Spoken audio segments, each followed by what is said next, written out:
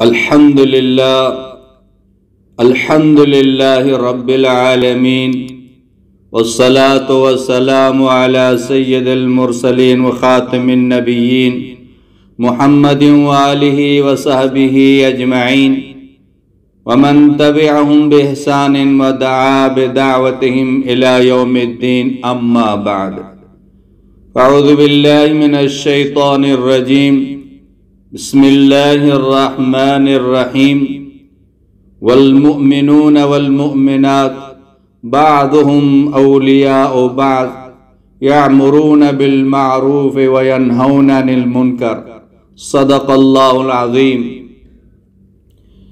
میرے محترم بھائیوں اور بہنوں، انسان کے جسم میں ایک دل ہے اور یہ اللہ تعالیٰ کا وعدہ، دستور اور سنت ہے کہ وہ اس میں دو غم جمع نہیں کرے گا، دو راحتیں جمع نہیں کرے گا۔ مطلب یہ کہ جسے دنیا کا غم لگ جائے اللہ اس کے دل سے آخرت کا غم نکال دے گا، اور جسے آخرت کا غم لگ جائے اللہ اس کے دل سے دنیا کا غم نکال لے گا۔ یعنی جو دنیا کی عیش و عشرت کے پیچھے پڑ جائے گا اللہ اسے آخرت کے عیش و عشرت سے محروم کر دے گا، اور جو آخرت کے عیش و عشرت و آرام کو مد نظر رکھے گا اور دنیا میں عیش کے راستوں سے جدا ہو کر زندگی گزارے گا، من کانت الدنیا ہمہ فرق اللہ علیہ امرہ وجعل فقرہ بین عینیہ ولم یأتی من الدنیا الا ما کتب له ومن كانت الآخرہ نیتہ جمع له امرہ وجعل غناہ فی قلبہ واتتہ دنیا وہی راغمہ۔ جو دنیا ہی کے پیچھے پڑ جاتا ہے، اس کی زیب و زینت کو مقصد بنا لیتا ہے، اللہ اسے دنیا کے بارے میں پریشان کر دیتا ہے، اس کے رزق کو بکھیر دیتا ہے، اس کے دل میں دنیا کی پریشانیاں ڈال دیتا ہے، اسے دنیا میں تکا دیتا ہے، آخرت اس سے دور چلی جاتی ہے، جبکہ دنیا میں مقدر کے علاوہ کچھ نہیں ملتا۔ جو لکھا ہوا ہے وہی انسان کو ملے گا۔ جو آخرت کے لیے روتا دوتا ہے، جس کے آنسو دنیا کی چیزوں کے لیے نہیں بیتے، وہ اپنی آخرت کو یاد رکھتا ہے، بے چین ہو کر بستر سے اٹھ بیٹھتا ہے، عیش و آرام سے بھول جاتے ہیں، قبر کی تاریکی اسے یاد آتی ہے، اسے دنیا کی عیش کی پرواہ نہیں، وہ راتوں کو اٹھ کر قبر کی تنہائی کو سوچتا ہے، اپنی ہڈیوں کو شکستہ ہونے پر، اپنے جسم میں کیڑے چلنے پر غور فکر کرتا ہے، حشر میں اللہ تعالیٰ کے سامنے حاضری کو سوچتا ہے۔ یہ غم اس کی نیند اڑا دیتا ہے، اس کے دل کو دنیا سے غافل کر دیتا ہے، جبکہ یہ غم اس کے مقدر کی روزے نہیں چھینتا۔ جو میرے نام کا مقدر ہے اسے دنیا کی کوئی طاقت مجھ سے نہیں چھین سکتی۔ لن تموت نفس حتی تستکمل رزقہا، حضور اقدس صلی اللہ علیہ وسلم نے فرمایا کوئی اس وقت تک مر نہیں سکتا جب تک وہ اپنی روزی نہ کھالے۔ میری بہنوں، یہ میرے رب کی سنت ہے، آخرت کا غم لگے گا تو اللہ تعالیٰ دنیا میں چین عطا فرما دے گا، دنیا کا غم لگے گا تو آخرت کا غم دل سے نکل جائے گا، اللہ سے محبت کرے گا تو اللہ تعالیٰ دنیا کی محبت دل سے نکال دے گا، اور دنیا سے محبت کرے گا تو اللہ اپنی محبت سے اس کو محروم کر دے گا، اپنی محبت سے چھین لے گا۔ من اشتاق الی الجنت، جیسے جنت کی فکر لگ جاتی ہے وہ نیکیوں کی دوڑ لگاتا ہے۔ من اشفق عن النار لہا عن الشہوات، جسے جہنم کا خوف لگ جاتا ہے وہ دنیا کے عیش و عشرت سے ہٹ کے چلتا ہے۔ یا معاذ ایاک والتنعم فإن عباد اللہ لیسوا بالمتنعمین۔ اے معاذ رضی اللہ تعالیٰ عنہ، عیش پرستی سے بچنا، عیش پرست نہ بننا، کیونکہ اللہ کے بندے عیش پرست نہیں بنتے ہیں۔ یہ دنیا ایک گزرگاہ ہے گزر کے آگے جانا ہے، کوئی آج گیا کوئی کل گیا، یہ سب حوث کا سامان یہیں رہ جائے گا، سب ٹاٹ پڑا رہ جائے گا جب لات چلے گا بنجارا۔ دنیا کا ساز و سامان بناتے بناتے ہم تھک جاتے ہیں، جب اسے نپا اٹھانے کا وقت آتا ہے تو موت دروازے پر دستک دینے لگتی ہے، اور زندگی سمیٹنے والا آ کر سمیٹ کر لے جاتا ہے، سب سامان دھرے کا دھرا رہ جاتا ہے۔ ثابت ہوا کہ یہ جی لگانے کی جگہ نہیں ہے، یہ تو اپنی آخرت بنانے کا وقت ہے، اس لیے اپنی قبر کو یاد کیا جائے۔ حشر کے روز جب اللہ تعالیٰ کے سامنے ہم کھڑے ہوں گے اس وقت کو یاد کیا جائے۔ حضرت ربیع بن خفیر رحمۃ اللہ علیہ بڑے بزرگ گزرے ہیں، کچھ لوگ ان سے حسد کرنے لگے۔ ایک فاحشہ عورت جو کہ بڑی خوبصورت حسن و جمال کی مالک تھی، حاسدین نے اسے 1000 درہم دے کر کہا کہ تو ربیع کو گمراہی پہ لے آنا۔ اس وقت کے 1000 درہم، سب سے بڑے فتنے کی ابتدا تو عورت ہی سے ہوتی ہے، بالخصوص جب مرد عورت کا آزادانہ اختلاط ہو، جبکہ مال ویسے ہی انسان کو اندھا کر دیتا ہے جیسا کہ آج ہم لوگ اندھے ہو چکے ہیں۔ چنانچہ اس عورت نے لبست پہ احسن ما عندها ما قدر، اس عورت نے سب سے عمدہ لباس زیب تن کیا، اچھی خوشبو لگائی، بہترین بناؤ سنگار سے اپنے آپ کو آراستہ کیا، اور حضرت ربیع بن خفیر رحمۃ اللہ علیہ رات کو نماز پڑھ کر جب مسجد سے نکلے تو فبرزت لہو وہی صافرہ، ایک دم ان کے سامنے چہرہ کھول کر بڑے انداز سے چلتے ہوئے آ گئی۔ جب حضرت ربیع رحمۃ اللہ علیہ کی نظر پڑی تو انہوں نے فوراً اپنا چہرہ جھکا لیا، فرمایا اے بین، جس حسن پر تجھے ناز ہے، جس حسن کی بنا پر تو مجھے بھٹکانے آئی ہے، تو ذرا اس دن کو یاد کر، کیفا بکا، وہ دن یاد کر جب اللہ تجھے کسی بیماری میں مبتلا کر دے، تیرے چہرے کی رونق چھین لے، تو ہڈیوں کا ڈھانچہ بن جائے، پھر تیرا حسن کہاں جائے گا؟ کیفا بکا، تیرا کیا حال ہوگا جب تجھے قبر کے گھڑے میں ڈال دیا جائے گا؟ تیرے اسی چمکتے دھمکتے چہرے پر جس پر آج تجھے ناز ہے، اس پر قبر کے کیڑے چل رہے ہوں گے، وہ تیری آنکھوں کو کھائیں گے، تیرے گالوں کو نوچیں گے، تیرے بالوں کو تیرے گوشت سے الگ کر دیں گے، تو ایک ڈھانچہ کی صورت میں پڑی ہوگی۔ اور تو وہ دن بھی یاد کر جب تجھے قبر میں منکر نکیر اٹھا کر بٹھائیں گے، تجھ سے سوال کریں گے تو بتا آج کس حسن پر تو ناز کرتی ہے جو کل کو کیڑوں کا شکار ہونے والا ہے۔ حضرت ربیع رضی رحمۃ اللہ علیہ نے اس درد سے اس عورت سے بات چیت کی کہ وہ بے ہوش ہو کر زمین پر گر پڑی۔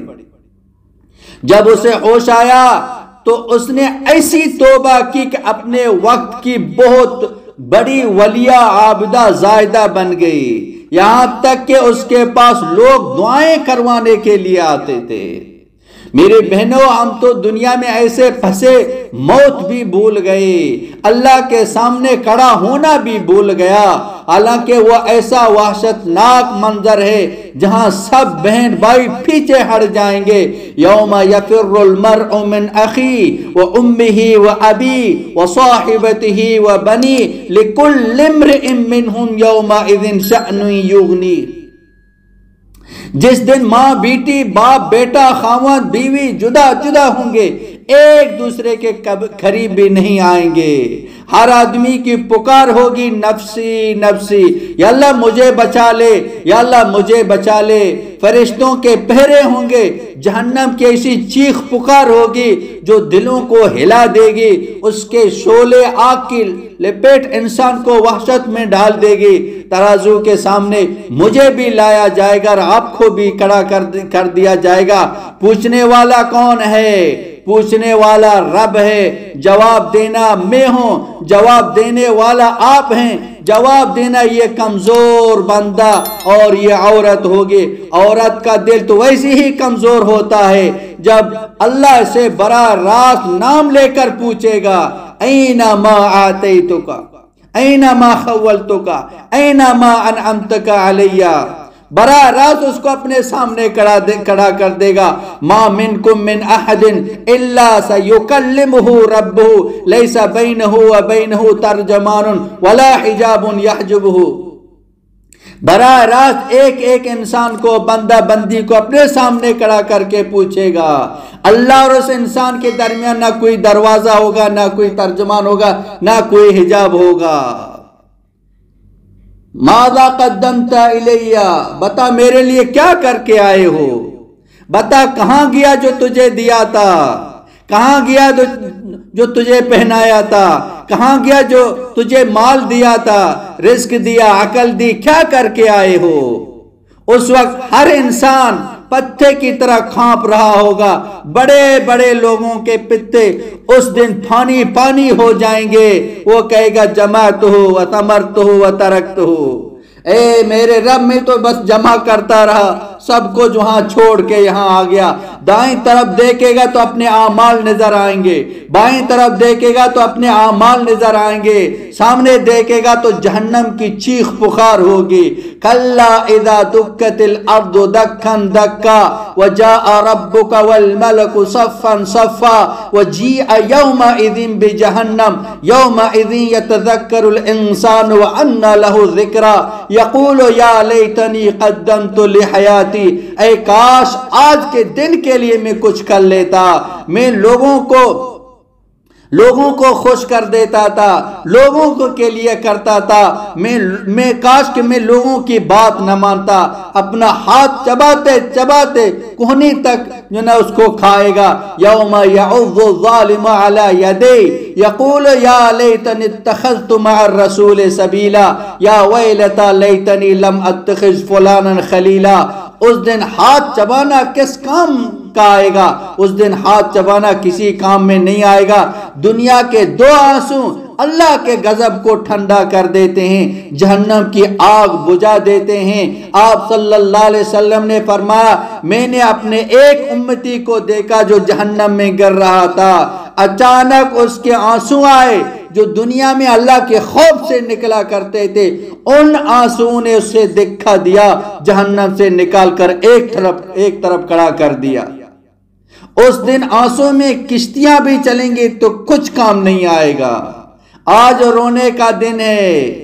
اس دن کہے گا این المفر، میں کہاں چلے جاؤں، میں کہاں بھاگ جاؤں، میں کہاں چھپ جاؤں.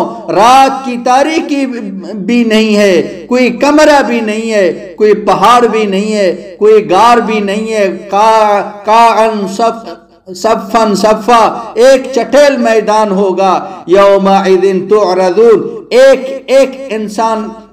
ایک انسان سامنے کھڑا ہوگا، ایک ایک انسان کو پیش کیا جائے گا. لا تخفى منکم خافیہ، یہ چھپنا چاہے تو چھپ بھی نہیں سکتا، بھاگنا چاہے تو بھاگ بھی نہیں سکتا. کلا لا وزر الی ربک یومئذ المستقر، آج تیرے پاؤں باندھے جا چکے ہیں، آج بھاگنے کی جگہ نہیں ہے. یُنَبَّأُ الْإِنسَانُ يَوْمَئِذٍ بِمَا قَدَّمَ وَأَخَّرَ، آج میں تجھے بتاؤں گا کہ تو کیا کیا کر کے آئے ہو.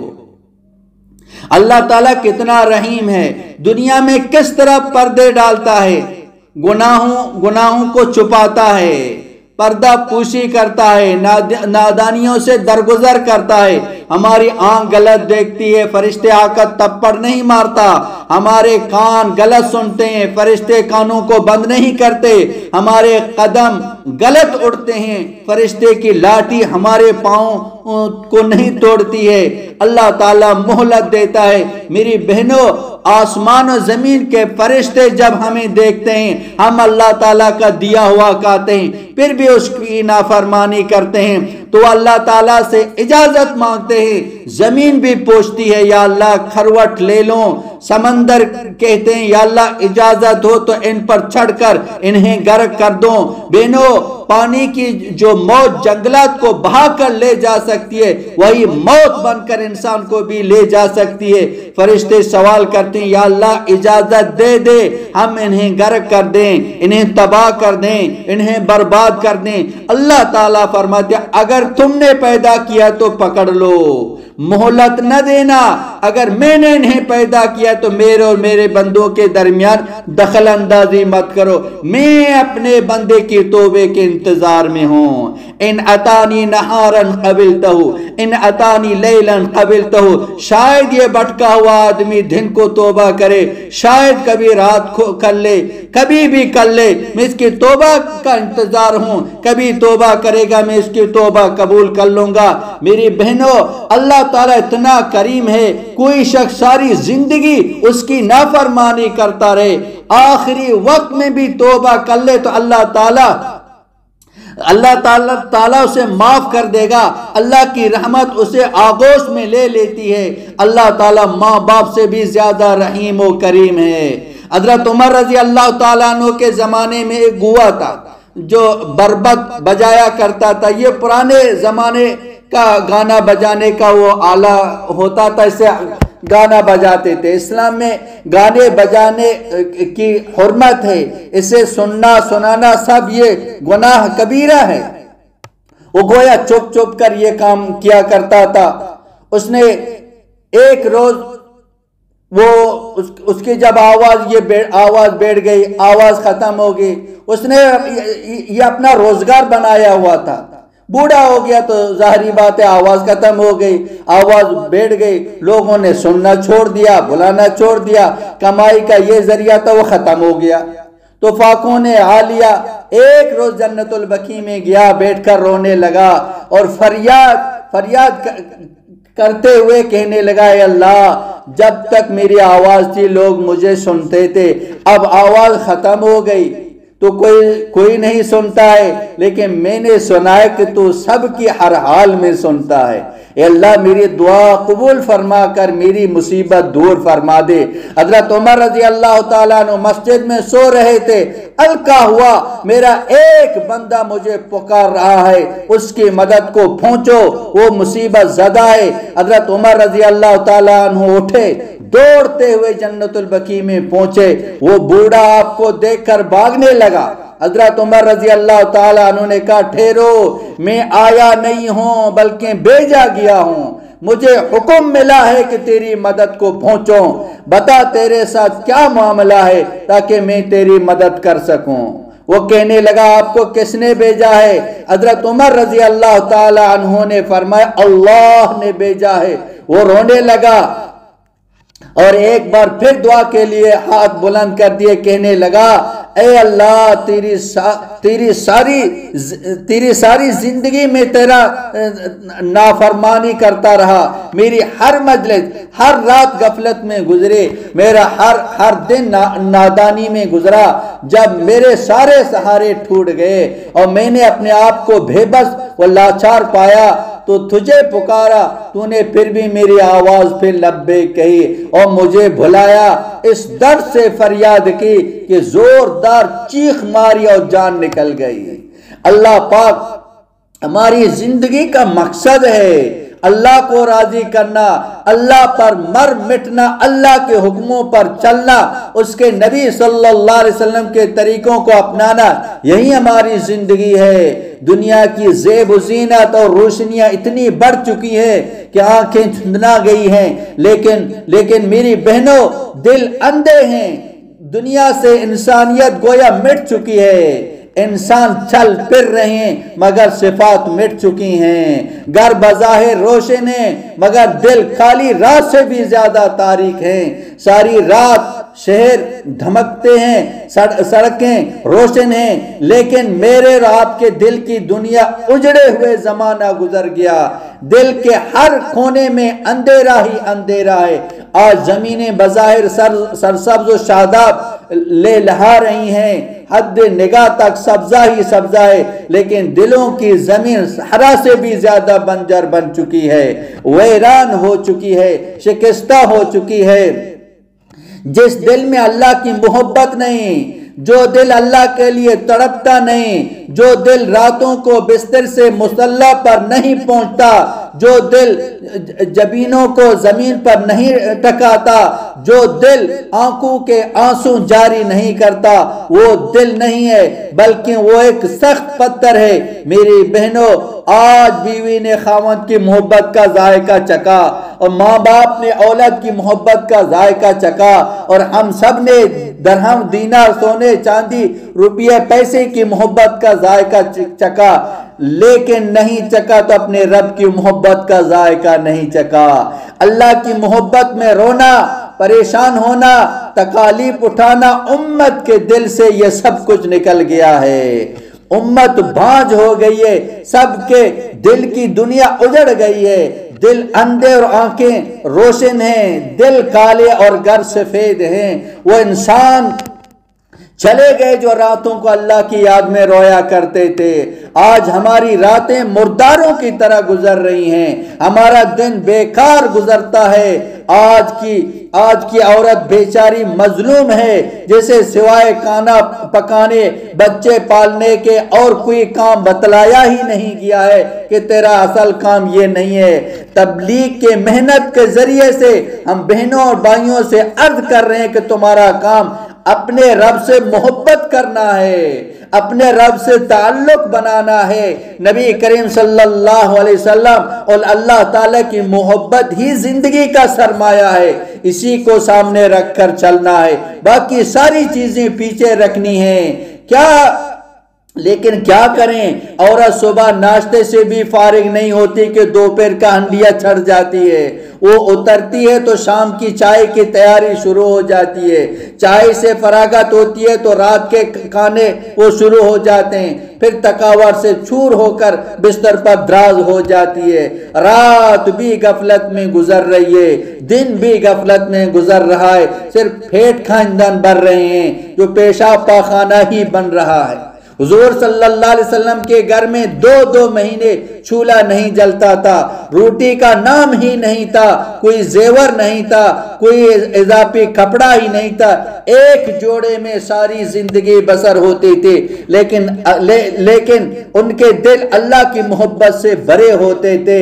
نبی کریم صلی اللہ علیہ وسلم کے انتقال کے بعد ایک عورت حضرت عائشہ رضی اللہ تعالی عنہ کی خدمت میں حاضر ہوئی اور حضور صلی اللہ علیہ وسلم کی قبر مبارک کی زیارت کرانے کی درخواست کی۔ چنانچہ حضرت عائشہ رضی اللہ تعالی عنہ نے حجرہ کھولا، وہ عورت قبر سے لپٹ کر رونے لگی، اس قدر روئی کہ اسی حالت میں اس کی جان نکل گئی۔ تبلیغ کے محنت سے اللہ تعالی ہم سب مردوں عورتوں کے دلوں کو بھی زندہ کر دے گا۔ اللہ تعالیٰ نے ہمیں ساری دنیا تک یہ پیغام پہنچانے کے لیے بھیجا ہے، ہم اللہ ہی کے پیغام کو لے کر آپ کے پاس حاضر ہوتے ہیں۔ کھانا پکانا، بیوی، بچے، خاوند، کاروبار، نوکریاں، ان سب ضروریات کی جو حیثیت یہ ثانوی ہے، ہمیں دنیا میں تاجر بنا کر نہیں بلکہ محمد صلی اللہ علیہ وسلم کی غلامی میں زندگی بسر کرنے کے لیے بھیجا گیا ہے۔ تمام عورتیں حضور صلی اللہ علیہ وسلم کی بیٹیاں ہیں، ہم سب اللہ اور اس کے رسول صلی اللہ علیہ وسلم کے ہاتھ یہ بک چکے ہیں۔ اب ہماری اپنی کوئی مرضی نہیں ہے، جو اللہ چاہے گا ہم وہی کریں گے، جو اللہ کا حبیب کہے گا اس کے مطابق زندگیاں بسر کریں گے۔ حضرت سعد رضی اللہ تعالیٰ عنہ حضور صلی اللہ علیہ وسلم کی خدمت میں حاضر ہوئے، رنگ کے کالے تھے، عرض کرنے لگے یا رسول اللہ صلی اللہ علیہ وسلم، غریب ہوں، شادی کرنا چاہتا ہوں۔ آپ صلی اللہ علیہ وسلم نے فرمایا جاؤ عمر بن وہب رضی اللہ تعالیٰ سے کہو کہ تمہیں لڑکی دے دے۔ عمر بن وہب رضی اللہ تعالیٰ عنہ سقفی قبیلے سے تعلق رکھتے تھے، ان کی بیٹی انتہائی خوبصورت تھی، کافی مالدار تھے، جبکہ حضرت سعد رضی اللہ تعالیٰ فقیر، رنگ کے کالے، جب پیغام لے کر پہنچے تو لڑکی کے والد سے بات چیت کی، انہوں نے بیٹی کے مستقبل کے بارے میں دل میں سوچا کہ میری امیر اور خوبصورت بیٹی اور اس غریب اور ایک بدصورت شخص کے ساتھ یہ کیسے زندگی گزارے گی، لہذا انہوں نے رشتہ دینے سے انکار کر دیا۔ بیٹی نے یہ بات سن لی، والد نے نبی کریم صلی اللہ علیہ وسلم کی طرف سے پیغام لے کر آنے والے شخص کو انکار کر دیا۔ جب والد اندر گھر میں آ گئے تو بیٹی نے کہا، اے ابا جان، آپ نے کس کی بات ٹھکرا دی ہے؟ آپ فوراً جا کر ہاں کہہ دیجئے قبل اس کے کہ اللہ کا عذاب ہم پر نازل ہو جائے۔ نبی کی بات کو ٹکرانا اپنے آپ کو ہلاکت میں ڈالنا ہے۔ آپ فوراً ہاں کیجئے، پیغام لانے والا جیسا بھی ہو، مجھے یہ رشتہ منظور ہے، اس لیے کہ انہیں نبی کریم صلی اللہ علیہ وسلم نے بھیجا۔ اس اللہ کی بندی نے نبی صلی اللہ علیہ وسلم کی محبت پر سارے جذبات قربان کر دیے۔ یہ تھی اس دور کی خواتین کے اندر کی دنیا، کس طرح اللہ اس کے حبیب صلی اللہ علیہ وسلم کی محبت سے بھرپور تھی۔ ہم تمام بھائیوں بہنوں سے یہی عرض کر رہے ہیں کہ ہمیں اللہ تعالیٰ نے منتخب کیا ہے، گویا ہم چھانٹے ہوئے ہیں، وَجْتَبَاكُمْ ہم چنے ہوئے ہیں، بُعِثْتُمْ ہمیں بھیجا گیا ہے۔ کس بات کے لیے؟ اللہ تعالیٰ کا پیغام پہنچانے کے لیے، ساری انسانیت جہنم سے بچ جائے۔ آپ غور فرمائیں، جب ایک کافر مر جاتا ہے تو قبر میں جاتے ہی 99 سانپ اس پر چمٹ جاتے ہیں، جو قیامت تک اسے لپٹے رہتے ہیں، اسے ڈستے کاٹتے رہتے ہیں۔ یہ کتنے درد کی بات ہے۔ کروڑوں مرد عورتیں قبر میں پہنچ کر جہنم کی وادیوں میں دھکیلے جا رہے ہیں۔ اسے بچانا یہ ہماری محنت ہے، ہمارے ذمے ہے کہ خود بھی نکلیں اور اپنے گھر والوں کو بھی نکلنے پر مجبور کریں، مشکلات پر صبر کریں۔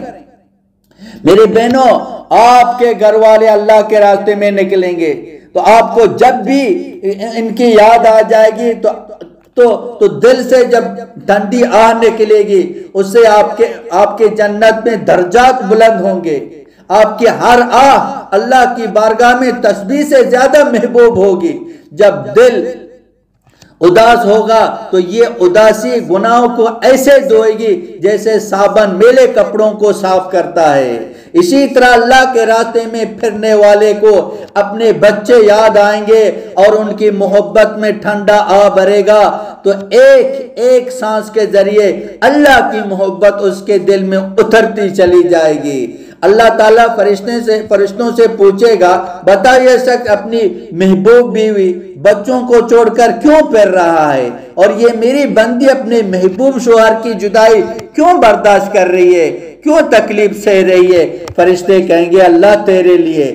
اللہ تعالیٰ فرماتے ہیں اچھا تم گواہ رہو، میں نے دونوں کی بخشش کر دی اور دونوں کو معاف کر دیا۔ اس دنیا میں کوئی بھی چیز پائیدار نہیں ہے۔ عش ما شئت فإنک میت واحبب ما شئت فإنک مفارق ہو، جس سے بھی محبت کرو گے ایک دن جدائی یقینی ہے۔ جب تک زندہ رہو گے مگر ایک دن موت آئے گی۔ ارتحلت الدنیا مدبرا، دنیا پیٹ پھر چکی ہے۔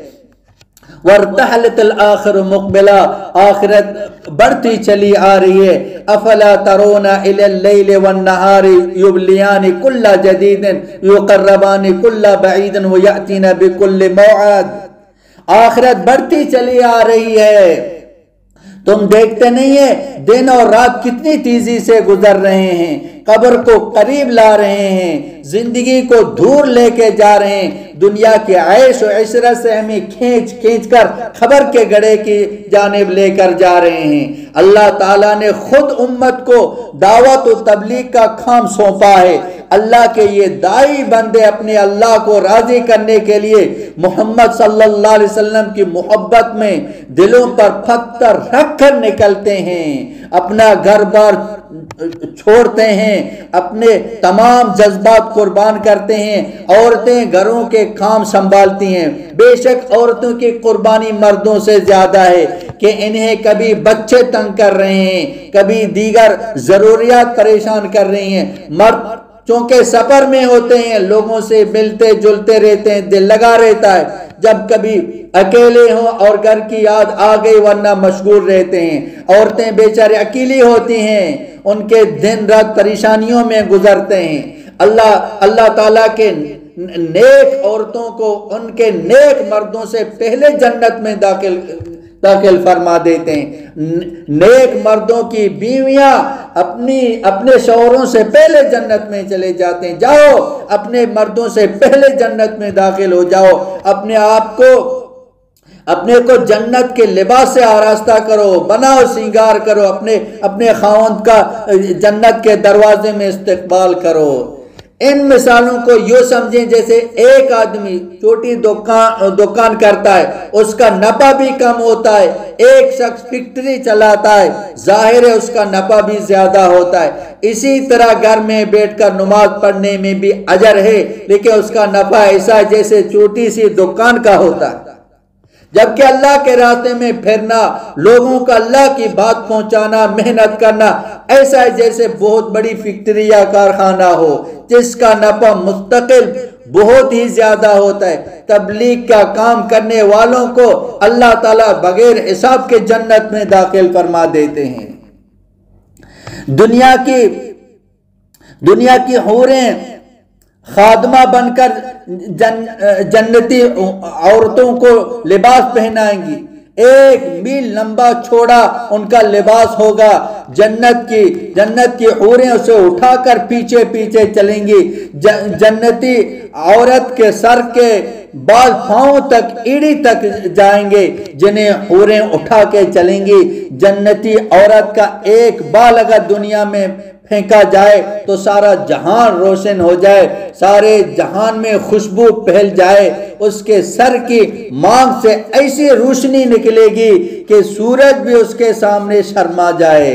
اور پھر اللہ تعالیٰ دونوں سے فرمائے گا جنت عدن يدخلونها من صلح من آبائهم وازواجهم وذرياتهم والملائکۃ يدخلون علیہم من کل باب سلام علیکم بما صبرتم فنعم عقبی الدار۔ جاؤ آج کے بعد کوئی جدائی نہیں، بیوی بچے ماں باپ سب اکٹھے ہو گئے، کبھی جدائی نہیں ہوگی۔ چھوٹی سی تکلیف ہے، مختصر جدائی ہے، وہاں ہمیشہ ایک ساتھ رہیں گے۔ دنیا تو ہے ہی جدائی کا گھر۔ دنیا کے کاروبار، اس کے دھندے اولاد ماں باپ سے جدا کر دیتے ہیں۔ ہم اکثر سنتے ہیں کہ ماں باپ اکیلے رہتے ہیں جبکہ بچہ کمانے کے لیے کسی اور جگہ گیا ہوا ہے۔ بچی جوان ہوئے تو کوئی کہیں بیاہ ہی گئی، شادی کر کے دوسری جگہ چلی گئی، اور کوئی کہیں اب ماں باپ اپنی ہی اولاد سے اجنبیوں کی طرح کئی سالوں کے بعد جو نہ ملتے ہیں۔ سمجھ لیجیے دنیا ہی سفر کی جگہ ہے، یہ دنیا رہنے کی جگہ نہیں ہے۔ یہاں اس دنیا کو ایک دن ہمیں چھوڑ کر جانا ہے۔ صحابہ کرام نے کتنی قربانیاں دی، عورتوں نے کتنی قربانیاں دی، جوان بیٹیوں کو، جوان بچیوں کو چھوڑا، بچوں کو چھوڑا، جوان بیویوں کو چھوڑا۔ حضرت جعفر رضی اللہ تعالیٰ عنہ، آپ رضی اللہ تعالیٰ کی عمر یہ 30 برس تھی، نوجوان بیوی، چھوٹے 4 بچے تھے۔ جب اللہ کے راستے میں نکلے اور اسلام کا پرچم اٹھایا تو شیطان سامنے آ گیا، کہنے لگا جعفر تیری جوان بیوی، چھوٹے بچے، ان کا کیا بنے گا؟ حضرت جعفر رضی اللہ تعالیٰ نے فرمایا ارے لعین، اب کیوں آ گیا؟ اب تو اللہ کے نام پر جان دینے کا وقت آ پہنچا ہے۔ اور کچھ اشعار پڑھے، ایک ہاتھ کٹ گیا، دوسرا ہاتھ کٹ گیا، پھر 2 ٹکڑے ہو کر زمین پر گر گئے اور جنت میں چلے گئے۔ چھوٹے بچوں، جوان بیوی کو چھوڑ کر پہاڑوں میں سوئے ہوئے ہیں۔ اردن کے پہاڑوں میں جا کے ان کی قبریں ملتی ہیں۔ آج سے 1400 سال پہلے اس جگہ قبر بھی نہیں جہاں انسان کا گھسر بھی نہیں تھا۔ ایسی قربانیاں دی۔ حضرت زید رضی اللہ تعالیٰ عنہ جب شہید ہوئے، ابن کے ساتھ تھے، ان کی قبر بھی جنا اردن میں ہے۔ آپ صلی اللہ علیہ وسلم نے شہادت کی خبر سنائی تو ان کی چھوٹی بچی روتی ہوئی آئی اور حضور صلی اللہ علیہ وسلم کی گود میں گر گئی۔ آپ صلی اللہ علیہ وسلم نے اسے گود میں لے لیا اور آپ صلی اللہ علیہ وسلم بھی رونے لگے۔ حضرت سعد بن عبادہ رضی اللہ تعالیٰ عنہ نے عرض کیا یا رسول اللہ، کس لیے رو رہے ہیں؟ آپ تو اللہ کے رسول ہیں۔ آپ صلی اللہ علیہ وسلم نے فرمایا سعد ھذا شوق الحبیب الی الحبیب، اے سعد یہ حبیب کا شوق ہے حبیب کے لیے۔ آپ صلی اللہ علیہ وسلم نے حضرت زید رضی اللہ تعالیٰ عنہ کو بیٹا بنایا ہوا تھا۔ ایسی قربانیاں صحابہ کرام نے، اس کی عورتوں نے دی۔ حضرت عبداللہ رضی اللہ تعالیٰ نے 4 بیویوں کو چھوڑ کر اللہ کے راستے میں نکلے تھے، بڑے بڑے باغات چھوڑ کر گئے تھے۔ ان کی قبر پر عجیب نور ہے، آدمی اپنے آنسوں کو روک نہیں سکتا ہے۔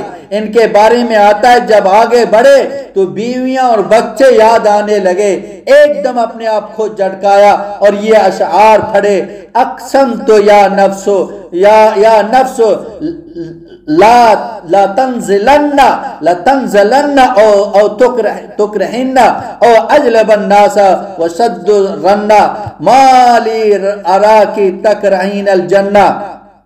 کچھ اشعار پڑھے، نفس مجھے قسم ہے اپنے رب کی میں تجھے قربان کروں گا، تو چاہے یا نہ چاہے، تو مانے یا نہ مانے تجھے اپنے رب پر قربان کروں گا۔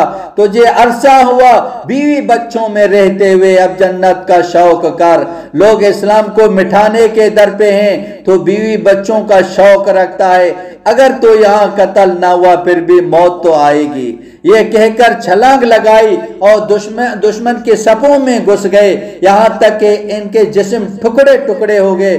وہ جگہ اب بھی محفوظ ہے جہاں یہ تینوں صحابہ کرام شہید ہوئے۔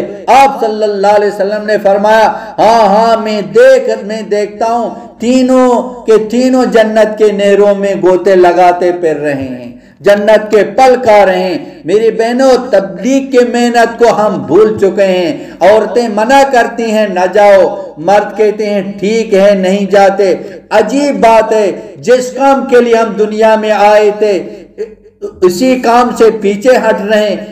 کوئی عورت اپنے خاوند سے نہیں کہتی فیکٹری میں مت جاؤ، اسی طرح کوئی خاوند نہیں کہتا میں کام پہ نہیں جاتا، بیوی بھی کہتی ہے جلدی جاؤ، خاوند بھی کہہ رہا ہوتا ہے جلدی کرو مجھے دیر ہو رہی ہے۔ میری بہنوں، آپ اپنے حوصلے بلند کیجئے، آپ کے ذریعے سے آپ کے پورے خاندان میں دعوت و تبلیغ کی گاڑی چل سکتی ہے۔ ساری بہنیں اپنے خاوندوں کو ترغیب دیں کہ کوئی بات نہیں، اب اللہ کے راستے میں نکلیں، ہم صبر کریں گے، جنت میں اکٹھے ہو جائیں گے، جہاں 70 برس ایک دوسرے کو دیکھتے ہی رہیں گے مگر جی نہیں بھرے گا۔ یہاں دنیا میں تو 70 سال میں بڑھاپا آ جاتا ہے اور سارے جذبات ٹھنڈے پڑ جاتے ہیں، سوائے لڑائی جھگڑوں کے کچھ سوچتا ہی نہیں ہے۔ جبکہ جنت میں جیسے جیسے وقت گزرے گا حسن و شوق بڑھتا ہی چلا جاتا ہے،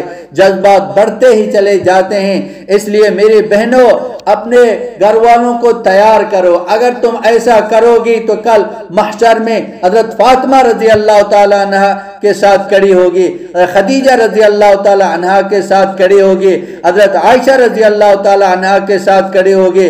آج کی عورت جو مال زیور پر فدا ہو رہی ہے، اگر صحابیات کی طرح اپنائے گی، صحابیات کی طرح ہو جائے گی، ان کا طریقہ اپنائے گی، تو کل قیامت کے روز پیارے نبی صلی اللہ علیہ وسلم کی بیٹیوں اور ازواج مطہرات کے ساتھ کھڑی ہوگی۔ آپ کے بیٹوں اور بچوں کو نبی پاک صلی اللہ علیہ وسلم اور صحابہ کرام کے ساتھ کھڑا کیا جائے گا۔ اس سے بڑھ کر عزت سعادت کیا ہو سکتی ہے؟ اس لیے دعوت و تبلیغ کے کام کو معمولی مت سمجھیں۔ میری بہنوں، آپ کے ذمے بنیادی طور پر 2 کام ہو گئے۔ ایک تو اپنے گھر والوں کو ہمت کر کے اللہ کے راستے میں نکالو، دوسرا اپنے گھر میں نماز کا اہتمام کرو، پردے کا اہتمام کرو، اپنے گھروں کو فضولیات سے پاک رکھو، لہو لعب سے پاک رکھو، راتوں کو زیادہ نہ جاگیں تاکہ تہجد میں آسانی ہو جائے۔ کام کے لیے راتوں کو جاگنا بڑی عجیب ترتیب ہے۔ ہم نے تو سنا ہے کہ الو رات کو جاگتا ہے اور دن کو سوتا ہے، یہاں ساری قوم راتوں کو جاگتی ہے اور دن کو سوتی ہے۔ دن 11 بجے ناشتہ ہوتا ہے، 4 بجے دوپہر کا کھانا ہے، جبکہ رات 12 بجے رات کا کھانا کھایا جا رہا ہے۔ اس غیر فطری ترتیب سے تو آپ کے بچے بیمار ہو جائیں گے، آپ خود بیمار ہو جائیں گی۔ اس لیے اپنے خاوندوں کو منت کرو کہ بھائی ہمیں الو مت بناؤ، بلکہ ہمیں اللہ کا بندہ اور اللہ کی بندی بناؤ، اپنے آپ کو سنت کے مطابق ڈالو، دوپہر کو قیلولہ ضرور کرو۔ یہ حضور صلی اللہ علیہ وسلم کی مستقل سنت ہے۔ جلدی سو جلدی اٹھو۔ آپ صلی اللہ علیہ وسلم نے فرمایا صبح کے وقت میں میری امت کی خیر و برکت رکھ دی گئی ہے، اور اپنے آپ کو ذکر و اذکار میں مشغول رکھیں، اس سے عورت خوبصورت اور خوبصیرت ہو جائے گی۔ جمال تو وقتی یہ خوبصورتی ہے، یہ حسن تو ڈل جاتا ہے، چیزیں تو پرانی ہو جاتی ہیں، کپڑے پرانے ہو جاتے ہیں، مگر اعمال کا حسن باقی رہتا ہے۔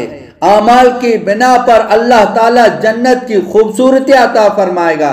لہذا اپنے گھر والوں کے حوصلے اور ہمت بڑھائیں۔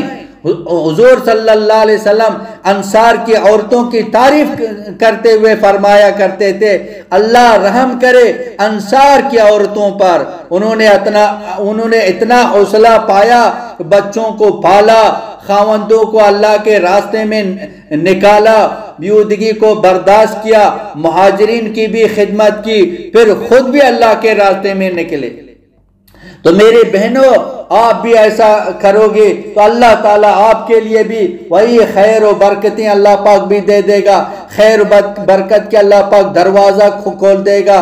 تو اپنے گھر والوں کو تیار کریں، اگر نہ مانے تو ان سے روٹھ جائیں، جیسے زیور کے لیے ہم روٹھ جاتی ہیں، جیسے کپڑوں کے لیے روٹھ جاتی ہیں، جیسے سرخی و پاؤڈر کے لیے روٹھ جاتی ہیں، اسی طرح جب آپ کے شوہر آپ کی بات نہیں مانتے آپ روٹھ جائیں، ان کو اللہ کے راستے میں نکالیں، ان کو دین سیکھنے کے لیے بھیجیں، بچوں کو دین سیکھنے کے لیے بھیجیں۔ نیپال میں عورتوں کی ایک جماعت گئی تو وہاں سے 70 آدمی اللہ کے راستے میں جو نا وہ پہنچ گئے، 70 آدمی وہاں جو نا پہنچ گئے۔ تو کسی نے پوچھا کہ آپ کیسے اللہ کے راستے میں نکل گئے؟ تو انہوں نے کہا جب بھی ہمارے پاس کوئی جماعت آتی تھی تو ہم جو نا چپ کے باہر سے نکل جاتے تھے، جب بھی مردوں کی جماعت آتی تھی ہم چپکے سے بھاگ جاتے تھے، اپنے آپ کو بچا لیتے تھے۔ لیکن آپ نے جب عورتوں کی جماعت کو وہاں بھیجا، عورتوں کی جماعتیں آ گئی، وہ گھروں میں رہی، ہماری عورتوں پر محنت کی، عورتوں کا ذہن بن گیا کہ واقعی اللہ کے راستے میں نکلنا ہے اور یہ کام ہم سب کا کام ہے اور یہ کام ہم سب کی ذمہ داری ہے، بچوں کا، مردوں کا، عورتوں کا، سب کا یہی کام ہے۔ تو ہماری عورتوں کو وہ داعیہ بنا کے جو نا وہ یہاں سے نکل گئے۔ پہلے ہم باہر جو جماعتیں آتی تھی ہم چھپ جاتے تھے، گھروں میں چلے جاتے تھے، اب گھروں میں آ گئے تو عورتیں کہتی ہیں کہ اللہ کے راستے میں نکلو۔ پہلے آپ باہر دعوت دیتے تھے، ہم گھروں میں چھپ کے جاتے تھے، گھروں میں جائیں گے تو گھر والے جو نا دعوت دے رہے ہیں کہ اب نکلو اللہ کے راستے میں، باہر جائیں تو کہتے ہیں نکلو، اندر جائیں تو نکلو، تو جائیں تو کہاں جائیں؟ اس لیے ہم اللہ کے راستے میں نکلے۔ آپ بھی کوشش کر سکتی ہیں، اسی طرح جو نا 70 آدمیوں کو تیار کر سکتی ہیں۔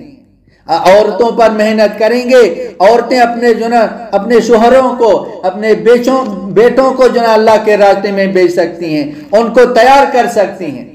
یہ کام مردوں کا بھی یہ کام ہے، یہ عورتوں کا بھی کام ہے۔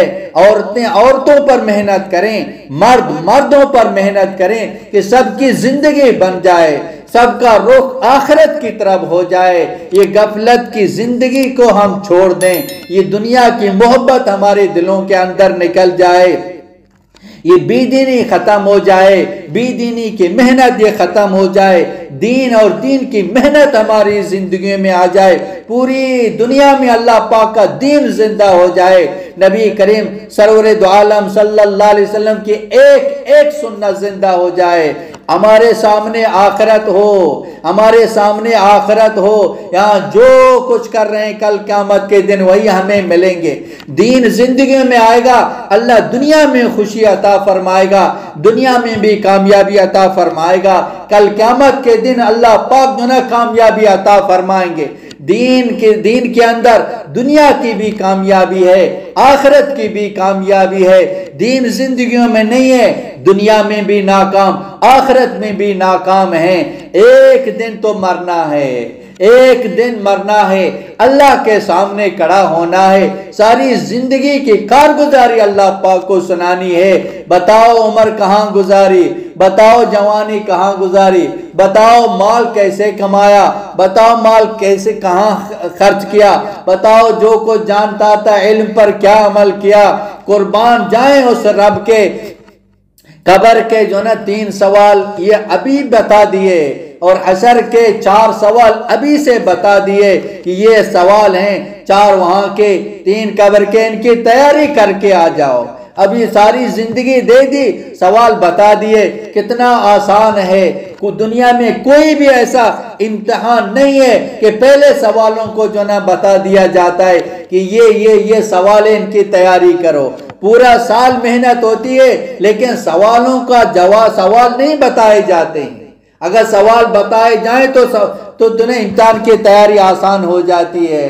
اب جو ہے نا یہ دنیا ایک امتحان گاہ ہے، ایک امتحان کا حال ہے، ہم ہر حال میں امتحان میں ہیں۔ سوالوں کا جواب اللہ پاک نے ہمیں بتا دیا کہ یہ سوال ہیں، ان کی تیاری کرو کہ بتاؤ تیرا رب کون ہے، تیرا نبی کون ہے، تیرا دین کیا ہے، اور 4 سوال حشر کے دن ہوں گے، ان کی تیاری ہم کریں۔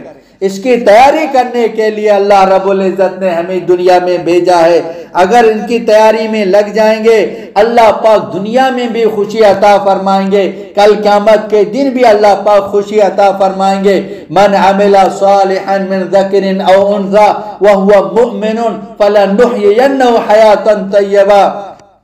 اللہ پاک فرماتے مرد ہو یا عورت ہو، ایمان والے، اچھے عمل کرنے والے ہوں، دنیا کے اندر ان کو ہم راحت والی، چین والی، سکون والی، برکت والی زندگی دے دیں گے۔ کل قیامت کے دن ہمیشہ ہمیشہ اس کو کامیاب کریں گے۔ یہ دین کا بہترین بدلہ کل قیامت کے دن اللہ پاک دے گا۔ لیکن جو اللہ کو ناراض کرے گا، وَمَنْ عَارَضَ عَنْ ذِكْرِي فَإِنَّ لَهُ مَعِيشَةً ضَنْكًا، لیکن جو اس اللہ کو ناراض کرے گا، اللہ پاک فرماتے کہ اس کی زندگی ہم تنگ کر دیں گے، اللہ اس کو پریشان کر دے گا، وہ اللہ پاک اس کو عذاب میں مبتلا کر دے گا۔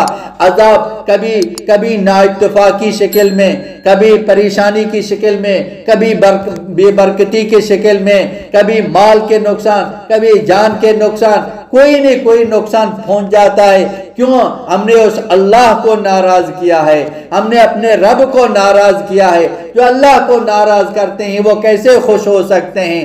اس لیے سب سے پہلی محنت دعوت تبلیغ میں ایمان بنانے کی محنت ہے، یقین بنانے کی محنت ہے کہ دل کا یقین سے ہو جائے، اس اللہ کا یقین ہمارے دلوں کے اندر آ جائے، اس اللہ کی عظمت ہمارے دلوں کے اندر آ جائے، اس کریم رحیم رب کو ایک لمحہ کے لیے ہم نہ بھولیں۔ اور اس اللہ نے ہمیں قرآن عطا فرمایا، قرآن کی تلاوت کریں، قرآن کو سیکھیں، قرآن کو پڑھیں، اپنا وقت زیادہ سے زیادہ قرآن کی تلاوت میں لگائیں۔ خوش نصیب ہیں وہ انسان، کل قیامت کے دن ان کے اعمال نامے میں سب سے زیادہ تلاوت لکھی ہوتی ہے۔ خوش نصیب ہیں وہ انسان جس کے نام اعمال میں توبہ استغفار لکھا ہوا ہے۔ یہ وہ اعمال ہیں جو دنیا میں بھی کام آتے ہیں، آخرت میں بھی کام آتے ہیں۔ استغفار کرنے والا، توبہ کرنے والا، اللہ پاک کا وعدہ مال بھی دے دوں گا، اولاد بھی دے دوں گا، سارے گناہوں کو اللہ پاک جب معاف فرماتے ہیں، اللہ اس انسان کو خوش فرما دے گا، اس کی زندگی خوشی سے گزر جائے گی۔ اس کے پاس بھلے دنیا کا کچھ بھی نہ ہو لیکن اللہ اس کو خوش کر دے گا، اس کی دل کو اطمینان دے دے گا۔